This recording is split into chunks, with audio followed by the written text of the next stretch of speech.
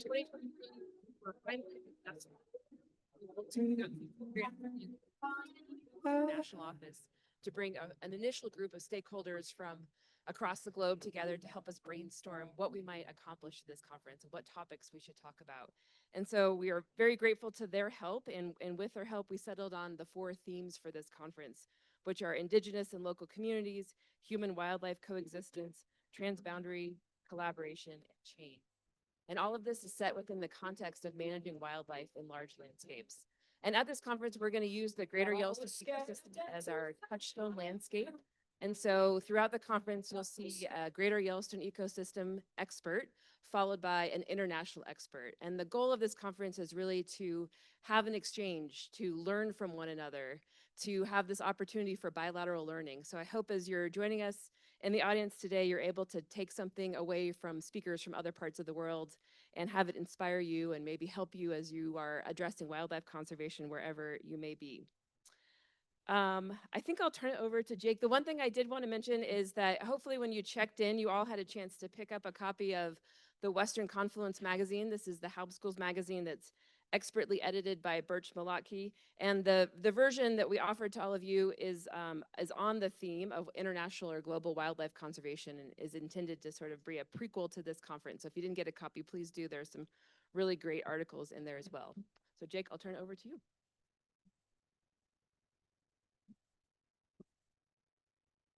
Well, thank you all for being here. This wouldn't be possible without the incredibly generous sponsorships that we've received to pull this event off, as well as the core organizing group that traveled from really every corner of the world to ideate and organize and dream up this special event.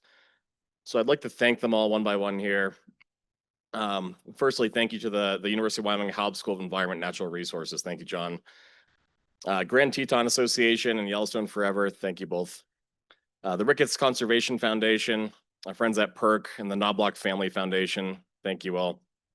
The American Bar Association, the Foundation for Natural Resources and Energy Law, UC Berkeley Stone Center for Environmental Stewardship, Jackson Hole Travel and Tourism Board, the Jackson Fork Ranch, thank you all.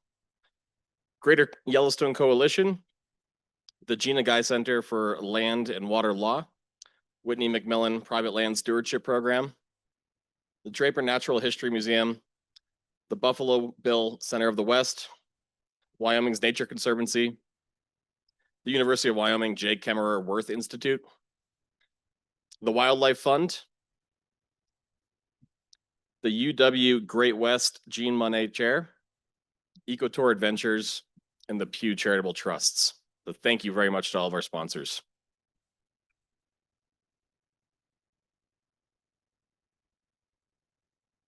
And finally, this idea does go back 5 years, and a really special core group, many of which are with us today, dreamt it up.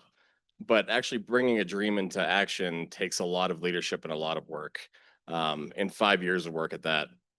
And I can't speak more highly about my colleague Temple Stollinger for her steadfastness, her leadership, drive and compassion to leverage not just her tremendous professional network, but networks of networks. It takes incredible organization and reach and time and commitment, a lot of which is unsung to pull off this kind of event. So we're grateful for Temple. We're grateful for our organizers. A quick story about Temple. Just a few days ago, as we started to view that a shutdown might happen, Temple emails me and says, let's talk about contingencies. Let's talk about backup plans. We have some keynote speakers here that are feds.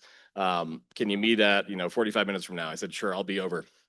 By the time I got to Temple's office, she had ideal backups, all the contingencies in place. She said, what do you think? And I said, I think this is perfect. I think you've already done it.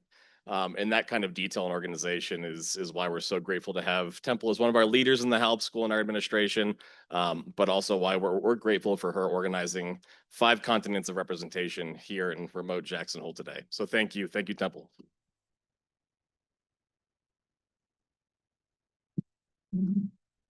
Just a couple of housekeeping items. If you scan the QR code on the tabletop on your table, unfortunately, both links take you to the agenda. But if you want to check out the website, you can see the speaker bios are posted there as well. For the lawyers in the room, we have 12.75 hours of CLE credit approved in Wyoming. So you'll need to go online and claim those if you want them. I know I do. And it's my pleasure to now turn it over to John Kaprowski, who is the Dean of the Haub School of Environment and Natural Resources, and Rebecca Watson, who is the Chair of the Board of the Haub School of Environment and Natural Resources, to say a bit more about the Haub School. So John and Rebecca, thank you. So much. Let's have another hand for Jake as well as Temple. We need to get some energy in this room. Are you ready? Okay. Oh, wow. That's great. There's been enough caffeine going around. That's excellent. But more caffeine in the back. I'm John Kaprowski. I'm Dean of the Haub School of Environment. I joined in 2020 as the dean after 20 years at the University of Arizona. It's been a great pleasure. And what really drew me here was a unit at a university that understood the need for connections. We were put in place 30 years ago to really connect kind of the traditional silos. You have the college of this and the college of that. Sometimes they talk together, but we know that anything we do in management and conservation is really requires that appreciation and perspective, the ability to listen, the ability to connect. That's what this conference is all about as well. We have people from around the globe, from all parts of the U.S., the Western U.S., and all corners of the rectangle of Wyoming. And Wyoming's just an excellent state. For those of you who haven't had a chance to get out and explore a little bit, it is an excellent state to think about large landscapes. Sometimes we take those for granted, I think. And that's what this conference is about, making sure that we're working together in the way that the Haub School works together to continue to move things forward. And so when we think of kind of the roadmap of what the future will hold, it is collaboration, it is sharing amongst regions of the state, of the country, of the world. And so thank you so much for all the time and effort you've put together to come here and participate. And when we think about those kind of large landscapes, one of my favorite quotes comes from Aldo Leopold. And I'm going to read this, although I think I could do it from memory, but he's just so wonderful with his words. And it's such a poignant saying, I think, for today. To those devoid of imagination, a blank place on a map is a useless waste. To others, the most valuable part. We're going to talk about those connections on the map and how we can retain those, how we can maximize the value of those over the next couple of days. So I'm happy on behalf of the Haub School to be here, appreciative of your efforts to come and make this truly an international collaborative opportunity. And want to introduce Rebecca Watson, who's the chair of our advisory board in the Haub School of Environment and Natural Resources. Rebecca. Thanks, John. He's a little taller.